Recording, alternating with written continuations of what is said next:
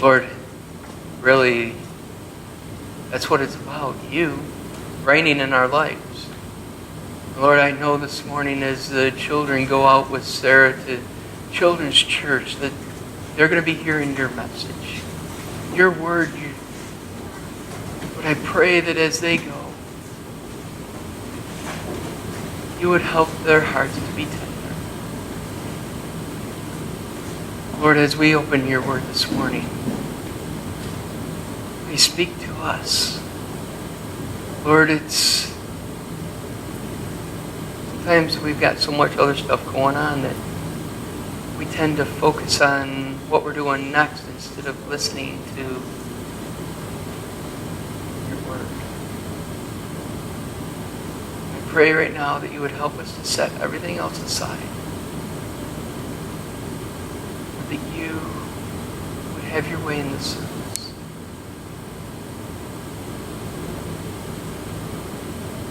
Fill us with the Holy Spirit today. We need the fresh outpouring. We need you, Lord. In your name we pray. Amen. You may be seated. Last week we talked about Daniel and his 3 companions. And this week I had the opportunity to talk with somebody about the 3 companions. We know them very well as Shadrach, Meshach, and Abednego. Those of us that have grown up in the church, we know them by that name. But do we realize we know them better by the name that was given to them by King Nebuchadnezzar when they were taken as captives?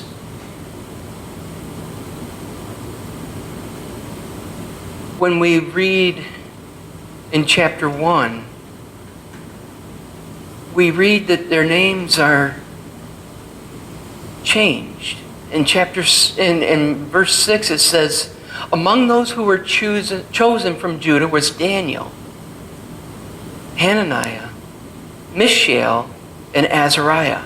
But the chief official gave them new names. To Daniel, the name Belshazzar. To Hananiah, Shadrach. To Mishael, Meshach. And to Ahaziah, Abednego. Why?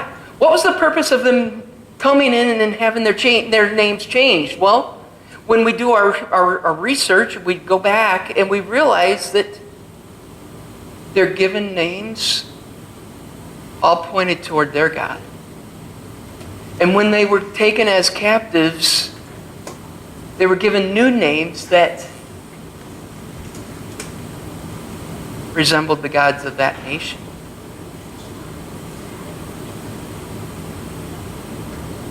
Just a little side note this morning, because as I was thinking about it, I was talking with somebody, and it's like, we know them better as Shadrach, Meshach, and Abednego than we do by their given name. And even though I just read it, I couldn't tell you what it was. I don't remember them. But this morning, we're going to look at those 3. And last week, we talked about how 4 of them together drew the line of what they were going to do and what they weren't going to do, being put into this new nation, and the king saying, you can't do this, you can't do this, you can't do this. And last week we talked about how they made the decision that they weren't going to defile themselves by eating the food from the king's table, and how that set them apart in their pursuit of God. They weren't going to do that. They weren't going to allow themselves to be defiled by eating all of the things that was on the king's table, because it was against what God had told them they wanted. He wanted them to eat. And out of that, God blessed them. He made them smarter and more stronger and better looking than any of the others in that group, to where they rose to the very top. And in chapter 2 of Daniel, we read that king, he's brought them into their service now. They've gone through the 3 years of training, and he's promoting them. And he's putting them in charge of different areas of the providence. But then, king, he has a dream.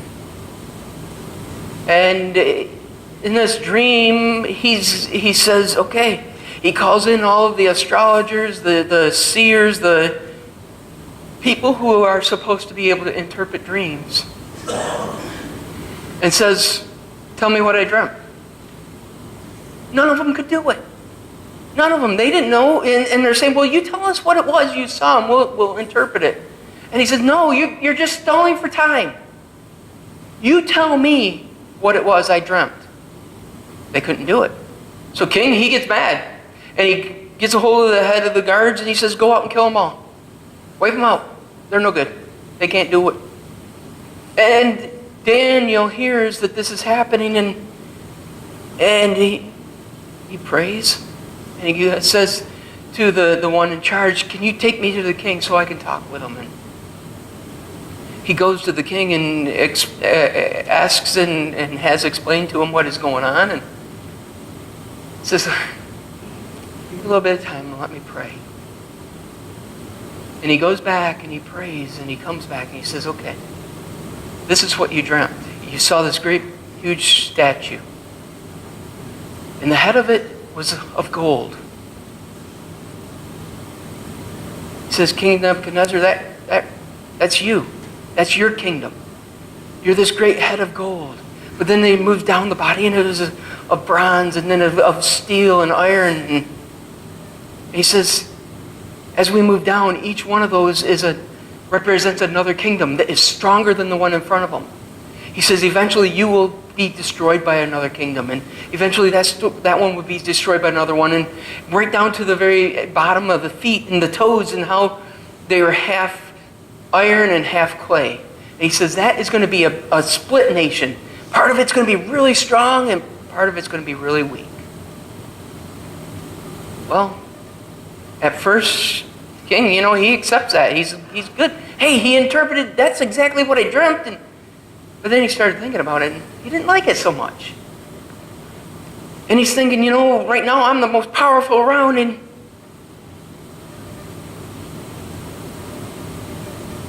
he decides to build the idol. This great statue in resemblance of himself. And he does it, and he puts out this thing to all the nation, all the people in the city, whenever you hear the flute, whenever you hear the harp and all this great music, just bow down. Well,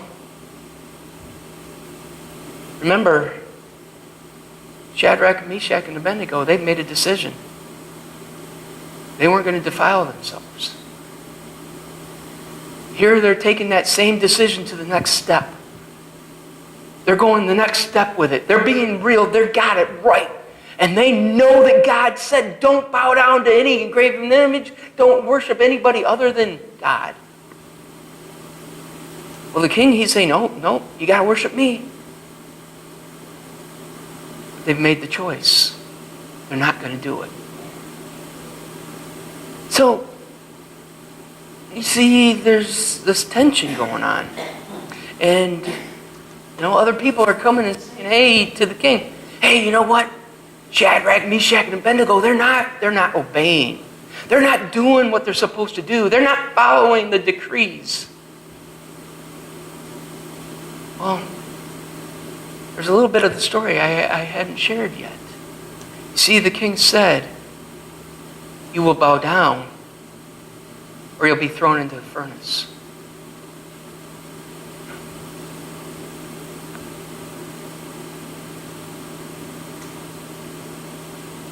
So the king, brings in these three guys. He says, you guys, I hear these things are happening. I'll give you another chance. The next time you hear the music, if you bow down, I'll forget that you hadn't done it previously. Shadrach, Meshach, and Abednego make a statement of faith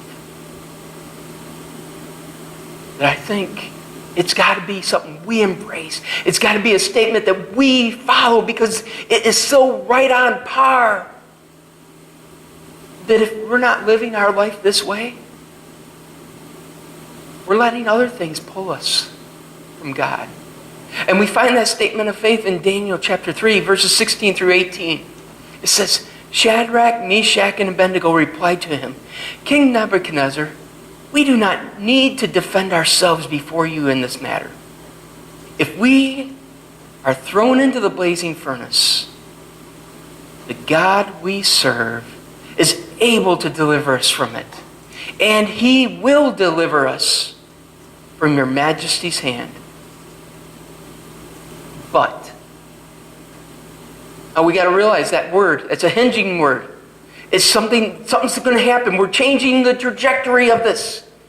But, even if he does not, we want you to know, your majesty, that we will not serve your gods or worship the image of gold you have set up for us.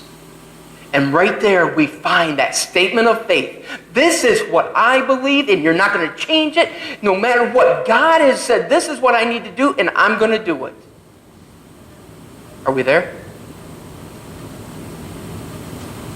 This is part of getting real.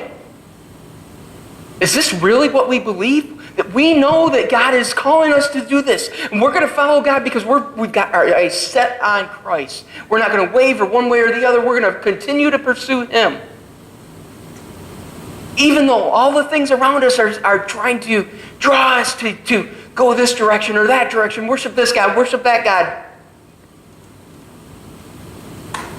Are we so sure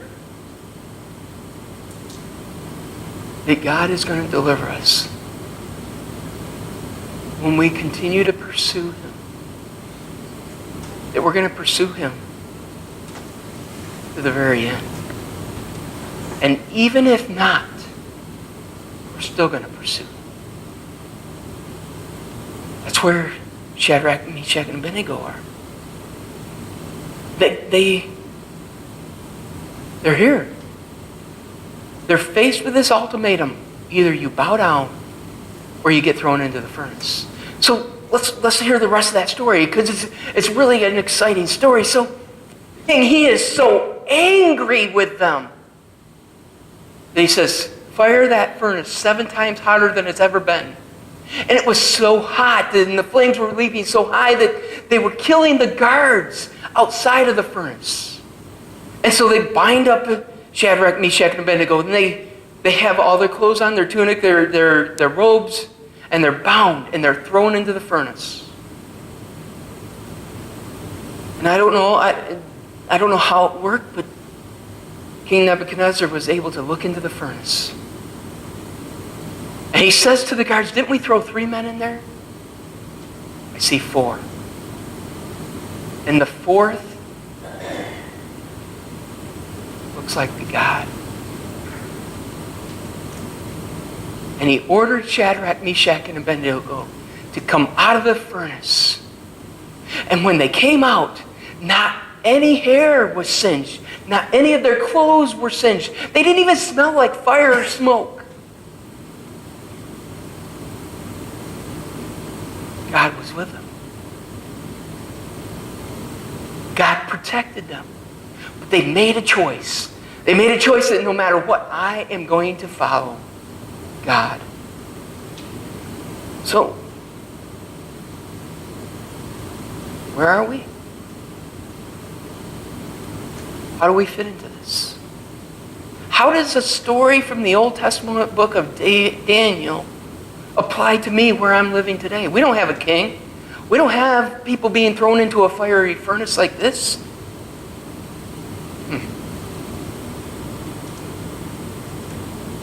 But we have other things. And the first thing that I see as we kind of break this story down is the plot. You know, King, he's made this thing and he's made it all great and everything. And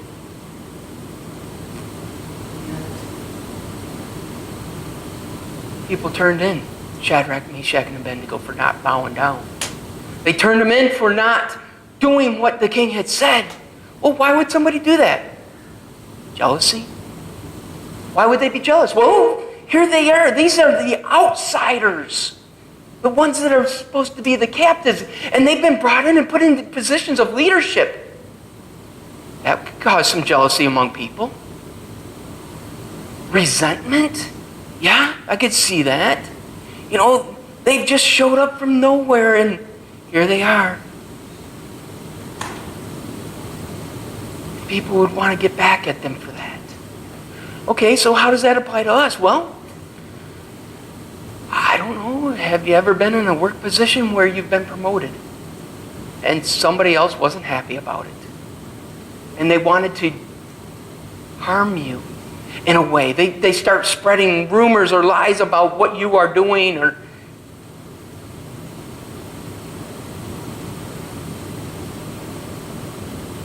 I had a similar experience to this. Back in 2002, we moved to Howell, and I was working for Hamburg Township in the wastewater treatment plant.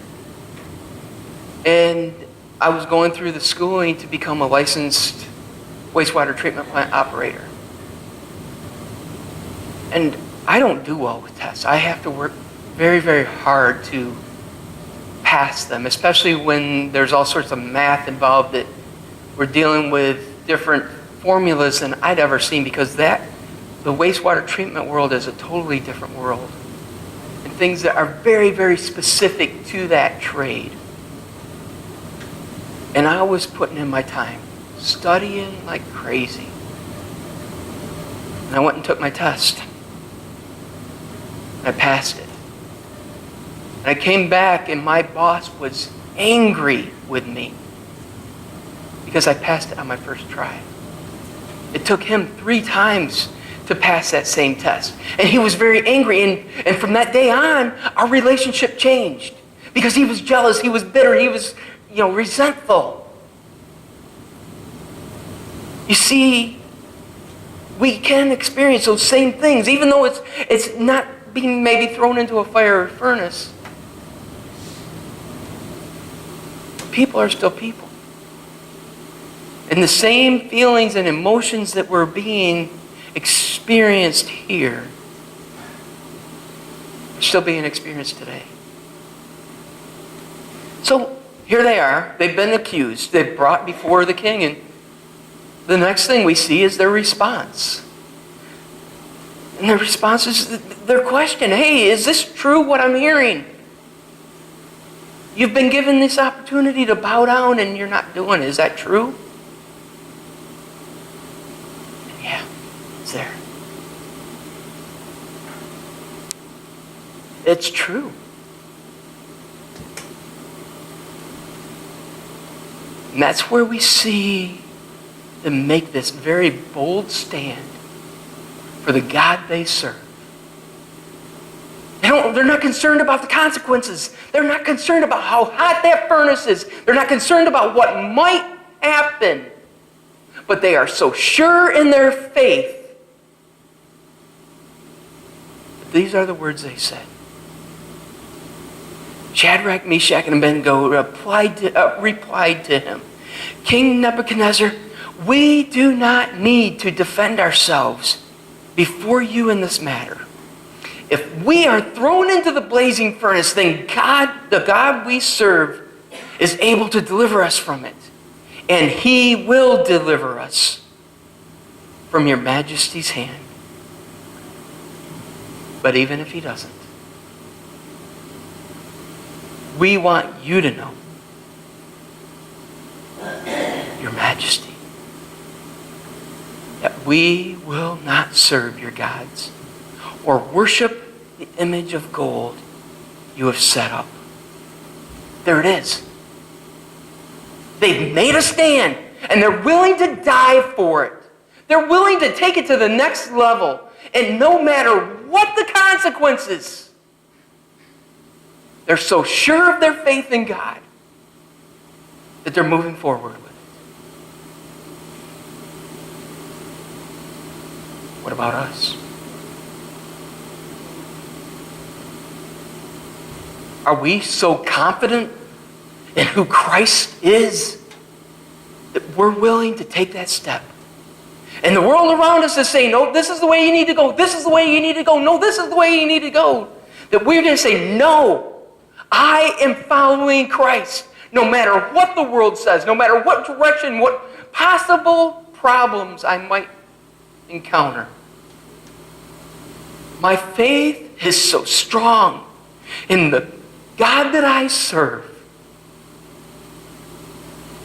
that I will not be swayed. And there you have it.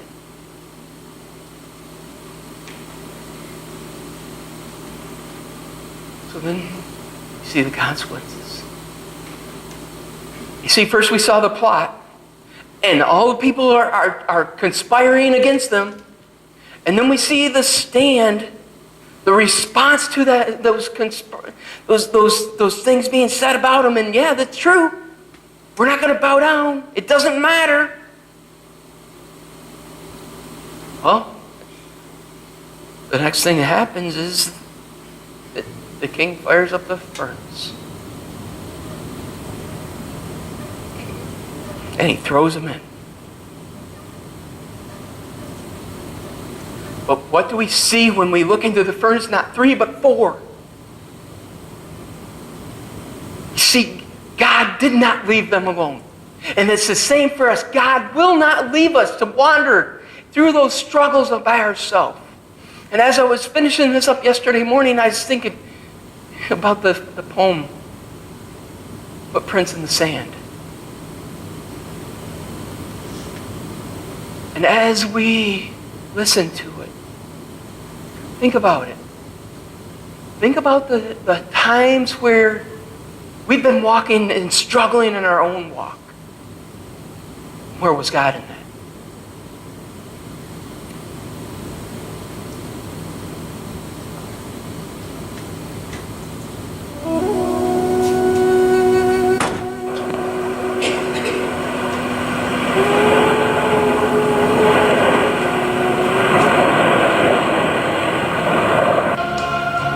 Last night I had a dream. I dreamed I was walking along the beach with the Lord, and across the sky flashed scenes from my life. And for each scene, I noticed 2 sets of footprints in the sand. One belonged to me, and the other to the Lord. And after the last scene of my life flashed before me, I looked back at the footprints in the sand, and I noticed that many times along the path of my life, especially at the very lowest and saddest times, there was only 1 set of footprints. Now this really troubled me, so I asked the Lord about it. Lord, you said once I decided to follow you, you'd walk with me all the way. But I noticed that during the saddest and lowest times of my life, there was only 1 set of footprints. And I don't understand why when I needed you the most, you would leave me. And the Lord replied, my son, my precious child, I love you, and I would never leave you. During your times of suffering, when you could see only 1 set of footprints, it was then that I carried you.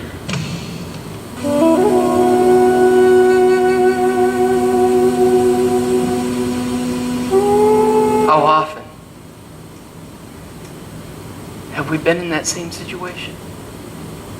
Where we've been struggling like crazy and we look back and we don't see.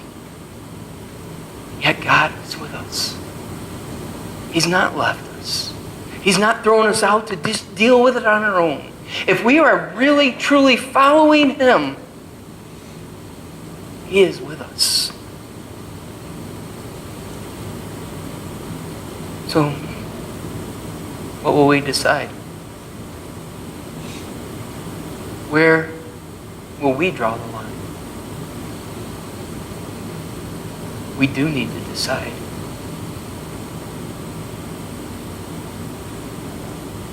Sometimes we're not given an opportunity to think about the response. When you take and look at this scripture, Daniel, he was able to ask King Nebuchadnezzar to go back and pray about interpreting the dream. When Shadrach, Meshach, and Abednego were brought in front of the king, they had to respond immediately. That response comes out of a heart that is surrendered, a heart that is ready to stand up to the battle. Are we there? Are we ready to say, no matter what, I am not going to bow. I am not going to sway from the road that I know God is calling me to. I'm going to constantly pursue Him 100%. Even to the point of saying, but even if,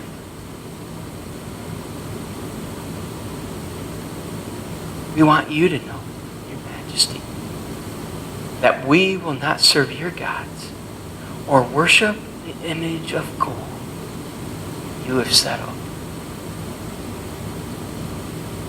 Are we there?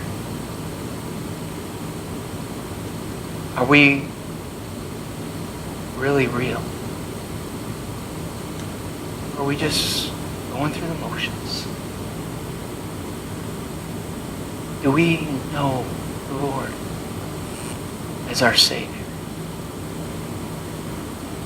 And so committed in that it doesn't matter what the world's going to throw at us.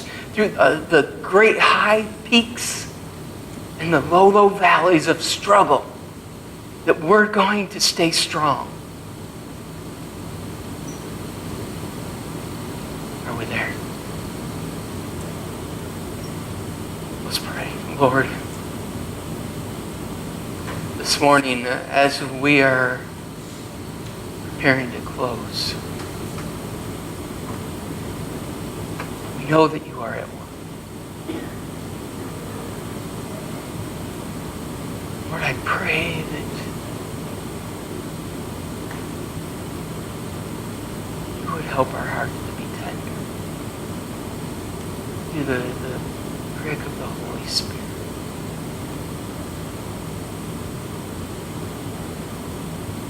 Lord, that we would follow you no matter what, no matter where. Lord, that we wouldn't be distracted by all of the things going on around us. That we wouldn't be detoured because of hardship.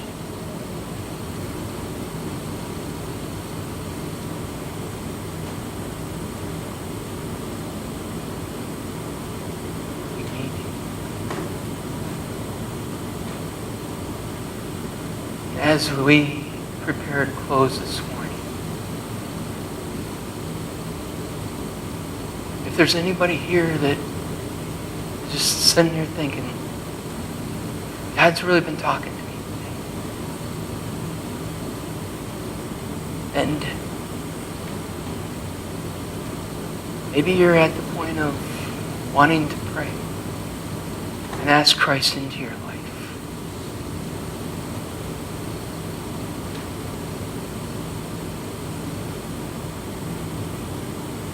If you're there at that point today,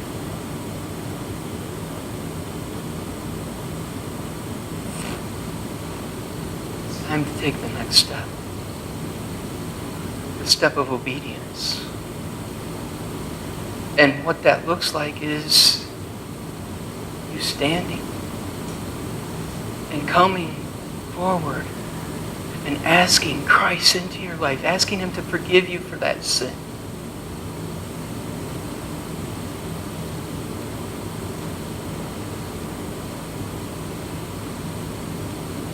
If that's you today, come now.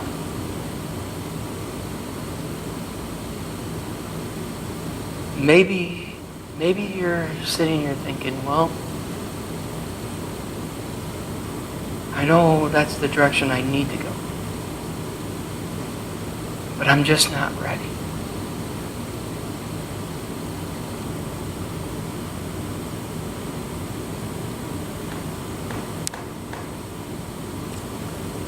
I want to encourage you and caution you not to wait too long. We don't know when we will draw our last breath. We don't know when Christ is going to return.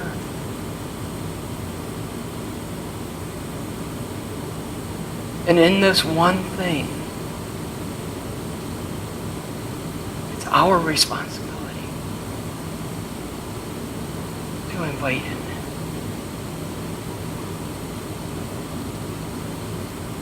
Lord, this morning, just pray that if there's anybody here that is resisting your call, they would find a place today to spend the time with you and accept you into their life. Lord, that it would be something that would change them from the inside out. Lord, that you wouldn't allow us to be content living the way we sin.